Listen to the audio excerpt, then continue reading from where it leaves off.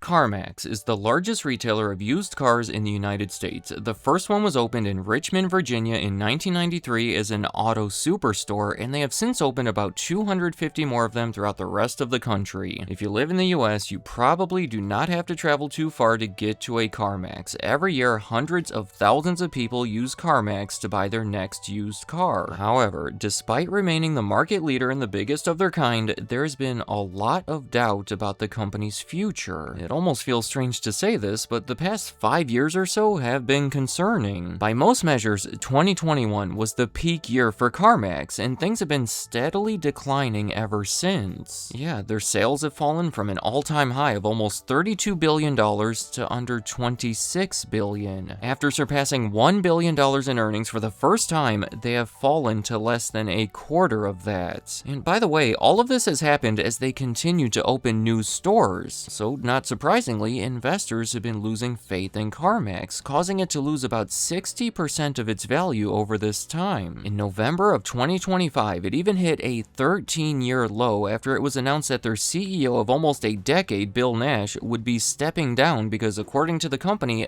based on recent results, it is clear that CarMax needs change. And I think most would agree with that statement. Over the past year, there have been multiple leadership changes, a sizable goodwill impairment, and some layoffs. They have been frantically trying to turn things around with some indicators of success, so clearly there's been a lot happening over at CarMax. For this video, I think it would be interesting to talk about some history of the company while identifying some of the biggest reasons behind their recent struggles. Starting things off with the used car market, because it has been like a roller coaster. In short, the pandemic caused the temporary closure of vehicle manufacturing plants and a chip shortage that led to fewer new cars being produced. Logically, with fewer new vehicles available, more people were buying used vehicles, which proved to be great news for a company like CarMax. This is almost certainly the main reason 2021 was their peak year. You might even argue that the numbers were inflated to an unsustainable level, and the declining years that followed were simply correcting the inflation, which is only part of it. Ironically, the lack of new cars that helped them during the pandemic ultimately ended up hurting them a few years later, because it meant that there were fewer used cars on the market. Do you see what I mean? The CarMax retail locations focused almost exclusively on cars that are less than 10 years old with under 100,000 miles. So as many of the used cars out there age outside of that range, it caused issues for CarMax trying to find suitable cars to sell on their lots. Lately, as a response, they've been shifting their focus toward older cars with more miles. So to summarize the situation, the used car market has been kind of crazy lately, and CarMax has been struggling to keep up with all the craziness. Going back to the list, another major reason behind their struggles is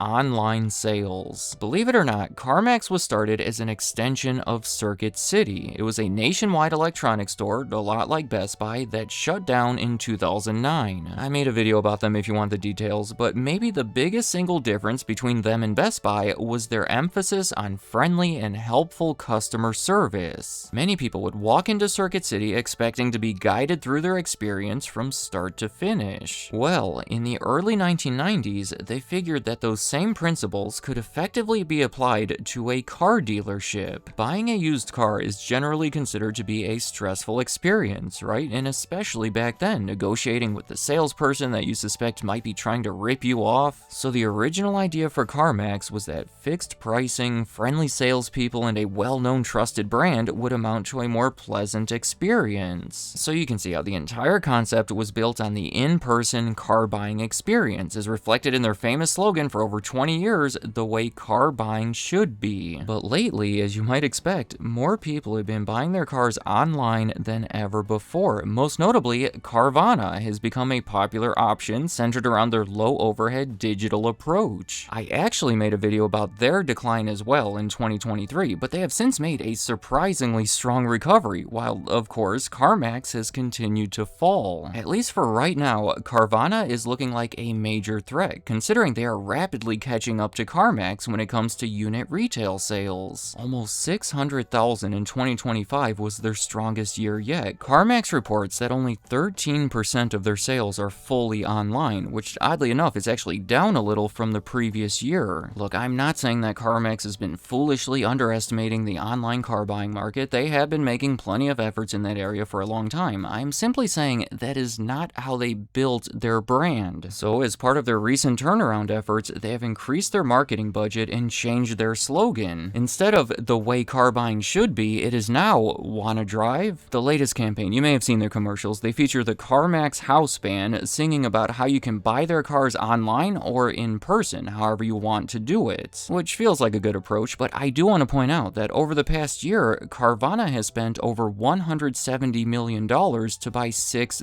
physical dealerships, in addition to launching the first test drive center in Dallas. Yeah, they've been crossing over into each other's territories, so I think the biggest takeaway from this is that for the first time, CarMax finally has a major competitor. For decades, CarMax was the only used car dealership that was recognizable throughout the country, and now that there is another one, things are getting tougher. My next reason behind their struggles is going to be high prices, because CarMax has developed a reputation for being a little expensive. In December of 2025, their interim CEO recognized our average selling prices have drifted upward and appear to be less attractive to customers. To ensure that CarMax is a preferred choice, we will work to shrink the gap between our offering and the marketplace. A few months later, an activist investor said, "We believe modest price reductions of approximately $100 to $300 per vehicle, and combined with a more responsive, data-driven pricing system that adjusts in real time to local market conditions, can restore competitiveness." See, all this is pretty straightforward. Economic factors like inflation and especially higher interest rates have made it more difficult for people to make large purchases, causing them to be more aggressive in seeking out lower prices and sort of pushing them toward the cheaper end of the used car market. And based on the average selling prices of their vehicles compared to Carvana, well, Carvana might just be the more attractive option for some of these people. Another reason behind their struggles is inefficiency, and there are numerous ways to look at this. Buying back their own stock for the past few years at prices that have since fallen was probably not an ideal use of their resources. They have announced plans that would result in $150 million in annual cost savings, mainly in the areas of general and administrative expenses, but as recently as June of 2026, their new CEO, Keith Barr, has recognized higher costs and operational shortcomings. Their profit margins have been slipping, and improving efficiency in select areas might just be the only practical way to help that situation right now. Looking back at this, most of their turnaround efforts, like spending more on advertising and lowering prices, are essentially sacrificing profits to attract more customers. CarMax has been in defensive mode because their sales numbers cannot continue dropping. It is a business that only truly works on a large scale. Consider that this is one of the few retail goods businesses where inventory is not obtained through high-volume bulk purchase discounts. They say that 70% of their vehicles come directly from customers, with the remaining 30% coming from auctions and other dealers. When Circuit City originated the concept of a nationwide used car dealership, there were a lot of skeptics saying it could never be a profitable business. It was unproven, and it took them 7 years and $2 billion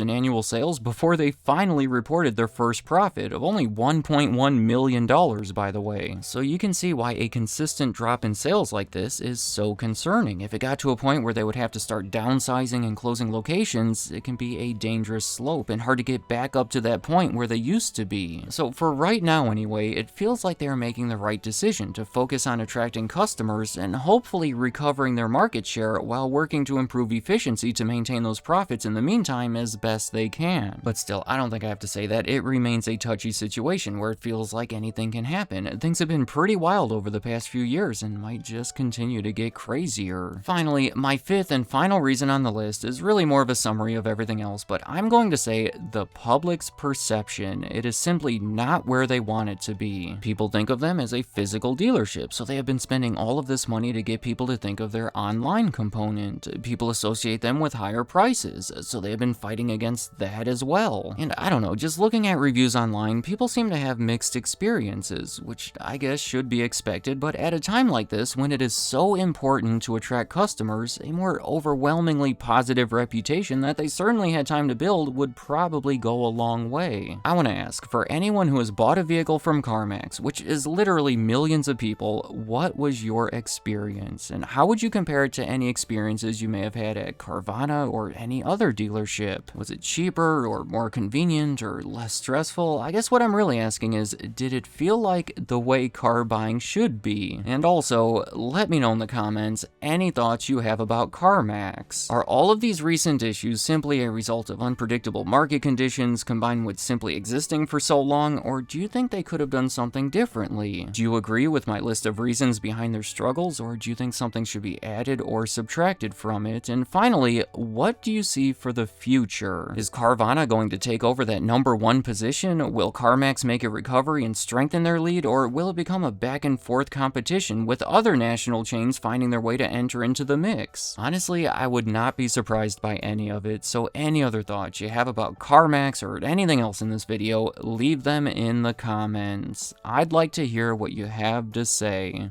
Thank you for watching.